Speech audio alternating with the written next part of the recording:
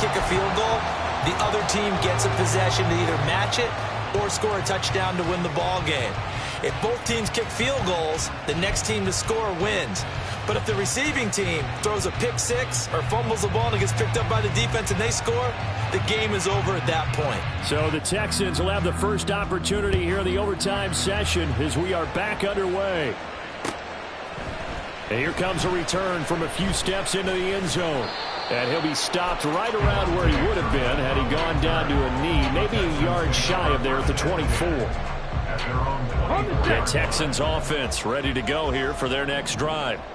All set up for him right now, Charles. Opening possession of overtime. They've got the football. They also obviously have this home crowd behind them in a big way. They get that extra energy from them, but they've got to be careful not to let that adrenaline get away from them and play too fast or create errors of their own making.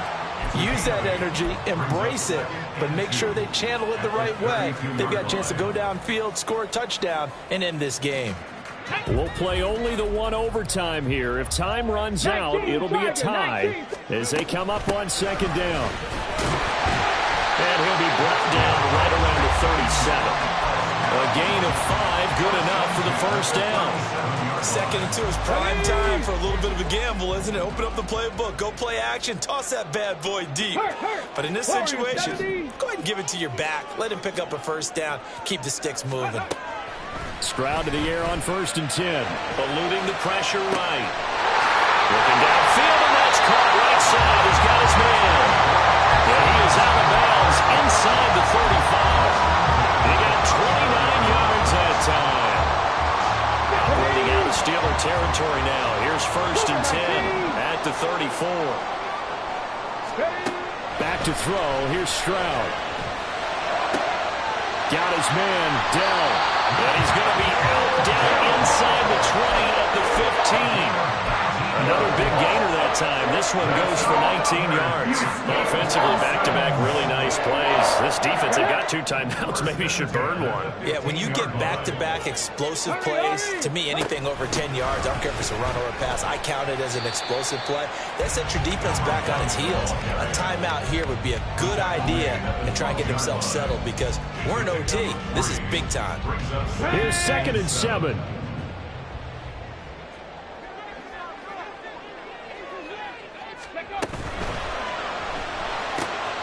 That's complete to Dell.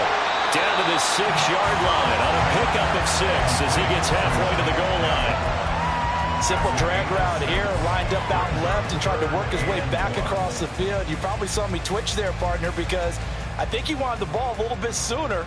By the time he looked it in, defender was right on him. 3rd and 1, trying to keep this drive in overtime going. A big one coming up. Check smash, check smash.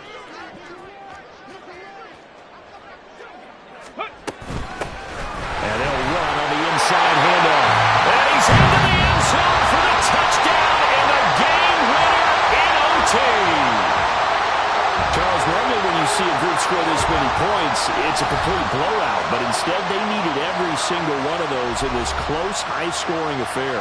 And Brandon, I'm still on the edge of my seat after that one because when you have that much scoring and it still comes down to a one-possession game at the end, that's not something we see very often. In this case, these offenses, they brought it. The defenses, they're going to need some work going forward.